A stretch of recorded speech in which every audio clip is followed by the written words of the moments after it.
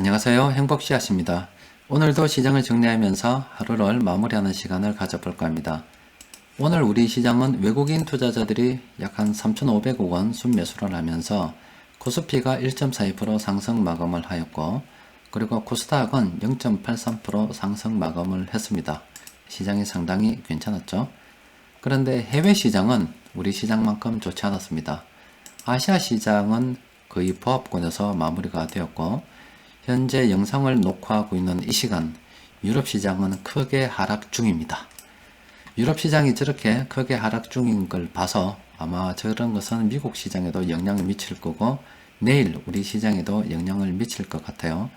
따라서 오늘 시장이 조금 상승했다 해서 너무 흥분할 필요는 없을 것 같습니다. 그런데 해외 시장은 저렇게 좋지 않았는데 우리 시장은 왜 상승했냐라고 보면은 귀찮은 일이 조금 줄어든 것 같습니다. 완벽하게 제거된 건 아닙니다만은 이 사람이 나와가지고 어제입니다. 발표는 오늘 했는데 노동당 중앙군사위원회 예비회의에서 대남 군사 행동계획을 전격 보류하라고 지시했다고 하네요. 그래서 휴전선 부근에서는 대남 확성기 방송시설을 일부 철거 진행하기도 했답니다. 그렇다 보니까 위험 요인이 조금 줄었다고 해서 시장이 조금 오른 것 같기도 합니다. 자, 여튼 시장에 오늘 큰 일이 별로 없는데 오늘은 여러분들께 제가 중요한 걸 하나 알려드리려고 해요. 지금 한국은행에서 금융안정보고서를 만들어 가지고 국회의원님들에게도 보내고 높은 분들께도 보내고 또 그리고 우리 국민들 보라고 홈페이지에 딱 보도자료로 게시도 해 놓았습니다. 제가 금융안정보고서가 무엇이냐고 하면은 1년에 2번 만들어요.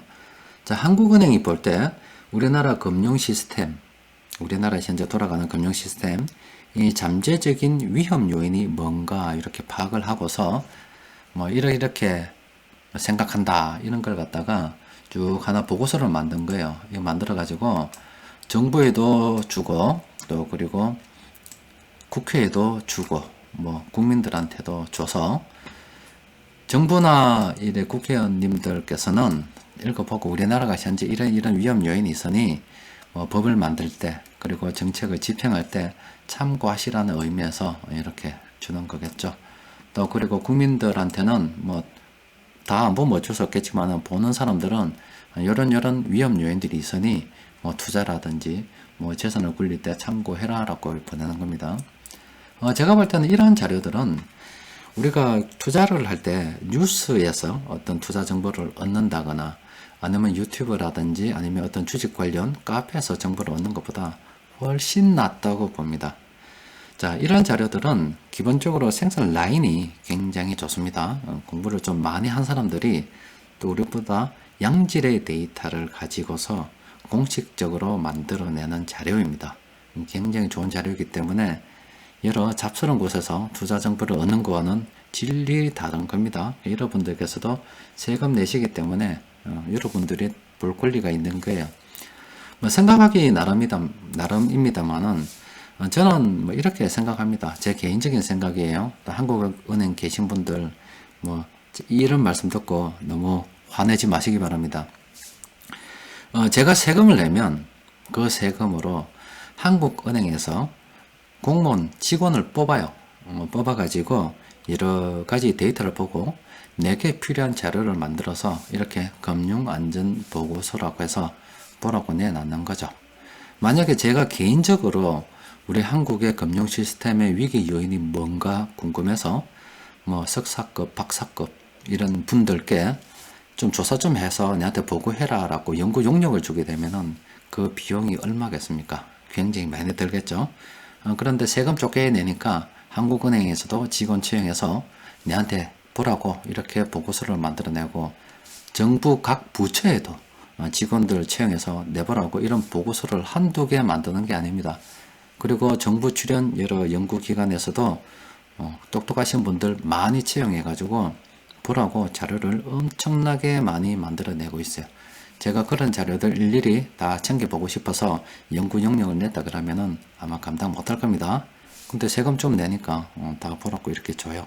그러니까 대부분의 분들이 안 보시겠지만은 이 방송을 듣는 분들께서 또 그리고 투자를 좀 더 장기적으로 진행하려고 하시는 분들께서는 어설픈 뉴스라든지 뭐 어설픈 카페라든지 어설픈 유튜브 이런 거 보지 말고 저런 데서 투자에 대한 아이디어를 얻으시기 바랍니다. 일단 이 내용이 굉장히 길어요. 148쪽이나 됩니다. 다 볼 수가 없습니다. 그래서 여러분들께서 한국은행 홈페이지 들어가서 다운로드 보시기 바라요. 제가 잠시만 저도 쭉 읽어봤는데 좀 더 읽어봐야 될 것 같아요. 잠시만 살펴보면은 요걸 좀 보고 싶습니다. 전부 다 읽어드릴 수는 없어요. 내용이 보면은 한국은행이 볼 때 향후 금융 안정 상황 및 전망 및 주요 리스크 요인이 뭐고 또 뭐 코로나19 충격이 기업 재무 건전성에 어떤 영향을 미칠 건지 또 우리 가계 부분에서 부실은 어떻게 될 건지 이런 이야기들을 좀 하고 있습니다. 저 위쪽으로 앞쪽에도 좀 보면은 좀 서문 부분에 좀 요약된 게 상당히 많이 있습니다. 지금 요식업, 뭐 유통업, 항공, 뭐 숙박 이런 쪽은 안 좋을 것 같다. 또 그리고 보험 관련 쪽도 안 좋을 것 같다. 또 대출이 좀 부실화되면은 이금융권도 좀 안 좋을 것 같다. 여러 가지 분석 요인들이 있기 때문에 여러분들께서 꼭 한번 읽어 보시길 바랍니다. 그래서 뭐 여기 쭉 보면은 향후 금융 안정 상황 전망 및 주요 리스크에 대해서 쭉 이야기를 해놨습니다. 다 읽어볼 수는 없고요. 요 시사점 잠시 조금 읽어보면은 여기 보면은 일단은 그 금융시장에서 이미 예상을 하고 있어요. 만약에 2차 유행이 된다면은 지금 신용증권에 대한 투자 비중이 높은 MMF 여러분들 요거 많이 넣고 계시죠? 또 그리고 회사채 및 주식형 펀드 금융상품에 대한 투자 손실이 늘어날 것 같고 또 그렇다 보니까 펀드 쪽에서 투신 쪽이나 사모펀드 쪽에서 또 매도가 또 일어날 것 같다 이겁니다. 또 자산운용사 쪽에서도 펀드 환매 자금 마련을 위해서 보유자산을 건매도할 수 있다 이거예요. 이게 만약에 2차 유행이 된다면 지금의 여기 자 봅시다. 여기 지금 6월입니다. 6월 1차 유행은 3, 4월에 있었고요. 6월이고 그리고 지금 뭐 9월부터 시작해서 보통 찬바람 나면 한 11월 정도부터 많이 유행되지 않겠습니까? 그러면은 이 2차 유행이 이렇게 된다 했을 때 그때 우리가 공매도가 9월 15일까지 이렇게 나눴다가 금지하는 걸 했다가 9월 15일 이후에도 계속 연장할 수 있다고 이야기하는 게 바로 이런 이유입니다. 지금 그렇지 않아도 어려워지면 펀드 쪽에서 팔아야 된다고요. 환매가 일어나게 되면 시장 하락 충격은 불가피한 거예요. 게다가 그런 상황에서 공매도까지 놓으면 시장이 어떻게 되겠어요? 그러니까 이 금융위원회에서도 공매도를 좀 일단 연장하는 쪽으로 생각하고 있는 거예요. 그럼 공매도를 연장하더라도 시장이 떨어지지 않느냐? 떨어질 수 있습니다. 왜냐하면 이렇게 손해보고라도 파는 쪽이 나오게 되면은 시장이 떨어질 수가 있어요. 그래서 제가 공매도를 만약에 9월 15일까지만 한다 그러면은 요 사이에 우리가 투자 비중에 대해서 한번 조절을 생각해 봐야 된다는 말씀드린 거고 만약에 2차 유행이 어떻게 되는지 여러 가지 상황을 종합해서 적당한 시기에 투자 비중을 한번 조절을 해봐야 되는 게 바로 이런 이유 때문입니다. 하여튼 자산 투매 요인이 커질 수 있다라고 지금 한국은행에서는 전망하고 있는 거예요. 그 말은 안 좋다 이겁니다. 또 그리고 또 하나는 지금 외환자금 사정이 악화될 수도 있다라고 이야기를 하는 겁니다. 환율 시장이 다시 한번 더 급변동할 수 있다는 거예요. 그럼 우리 투자 아이디어를 얻을 때 두 가지만 가지고도 생각해 볼 수가 있겠죠. 물론 좀 더 읽어보면 더 많은데 일단은 2차 유행이 되었을 때 이런 여러 가지 환매가 일어날 수 있어서 시장 하락 충격이 올 수도 있기 때문에 또 뭐 MMF 이런 데는 부실화될 수도 있기 때문에 현금 비중을 좀 높이는 쪽으로 일단 생각할 수가 있겠죠. 또 그리고 외환 쪽으로 본다면은 지금 외환 자금 사정이 악화될 수도 있기 때문에 그러면은 우리는 달러 투자에 대해서도 다시 한번 생각해 볼 수가 있는 겁니다. 달러에서도 분산 투자를 좀 해둘 필요가 있는 거예요. 또 그리고 정부에서 생각할 때는 일부 기업 지금 도산 가능성도 크다고 보고 있습니다.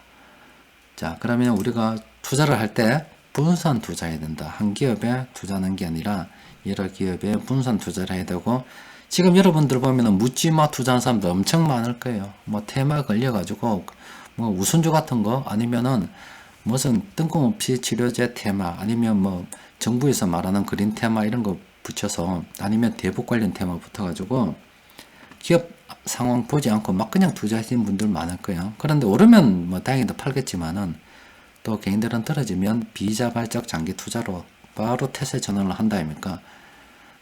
그러니까 기업을 투자할 때 기업의 현금이라든지 현금 흐름 아니면 재무 상태 그런 거 보지 않고 막 투자하다 보니까 저런 도산 위험에 굉장히 노출될 가능성이 큽니다. 그렇기 때문에 여러분들은 꼭 분산 투자해야 돼요. 그리고 유동성이라든지 현금 흐름 이런 거 꼭 봐야 됩니다. 자, 기업 도산에 대한 이야기도 있고 또 여기 보면은 자영업자 및 가계대출 부실 증가에 대해서도 굉장히 우려하고 있습니다. 요거와 관련해서 정부에서도 여러가지 대책을 많이 만들어내고 있는데 결국에는 못 버티는 쪽도 많을 거다 이야기를 합니다. 그리고 이미 현재 적자 상태인 가구가 자영업 가구가 20.4%랍니다. 그러니까 월급을 받는 분들보다는 자영업 하시는 분들 훨씬 더 어려울 거고 대출 부실이 증가할 겁니다. 여기는 나오지 않습니다만은 그와 관련해서 저축은행이라든지 제2금융권까지도 일부 위험하다라고 진단을 내리고 있어요. 그러니까 여러분들 은행에 이자 조금 더 준다고 해서 저축은행이라든지 이쪽에 예금하신 분들 있죠? 저런 거 그냥 우습게 보면 안 돼요. 그래서 손해보지 않을 만한 아주 큰 금융사라든지 다른 쪽으로 한번 예금도 좀 분산해서 투자하는 쪽도 생각을 해봐야 됩니다. 자, 그리고 또 하나는 금융시장은 양호한 복원력을 유지하겠다. 이 말은 뭐냐면 시장이 크게 하락할 것 같다 이 말이에요. 리스크 요인이 많다 이 말입니다. 2차 유행이 되면 그렇다 이 말이에요. 그런데 복원한다면 쭉 올라온다 이 말입니다. 그러면 이 말은 뭐냐? 우리가 다시 현금과 주식 비중을 잘 조절을 하고서 이따가 보면 시장이 이렇게 급락하는 상황이 만약에 올 수도 있는데 복원을 한단 말은 이때 다시 재투자를 하면 또 돈을 단기간에 벌 수 있는 기회도 있을 수 있다라고 이야기를 하고 있는 겁니다. 그래서 그 구체적으로 보면 이런 식으로 해서 쭉 수치까지도 쭉쭉쭉쭉 잘 정리해 놨습니다. 여러분들 꼭 한번 읽어 보시기 바랍니다. 그 외에도 보면은 기업에 대한 평가에도 쭉 이야기를 하고 있어요. 지금 코로나19가 어떤 식으로 우리 기업에 영향을 미칠 건지, 또 기업은 어떤 식으로 그 위험에 부딪힐 건지 그 시나리오까지 쭉쭉 만들어 가지고 하나하나 정리를 잘 해놨습니다. 그러니까 여러분들 다 전부 다 읽어 드릴 수가 없어요. 148쪽이나 되는 것을 어떻게 다 읽어 봅니까? 그러니까 여러분들 이런 자료 꼭 보고서 현재 상황이 이렇구나. 앞으로 한국은행에서는 시장을 이렇게 생각하는구나 생각을 하시고 또 이런 자료를 정부 각 부처나 또 그리고 국회의원들한테 보낸다는 것은 그분들도 이런 거 참고해서 정책을 추진한다는 거예요. 하나의 어떤 베이스가 되는 그런 자료입니다. 여러분들께서도 꼭 한번 다운로드 받아서 꼼꼼히 한번 읽어보시기 바랍니다. 자, 오늘은 또 여기까지 정리하도록 하겠습니다. 이상입니다.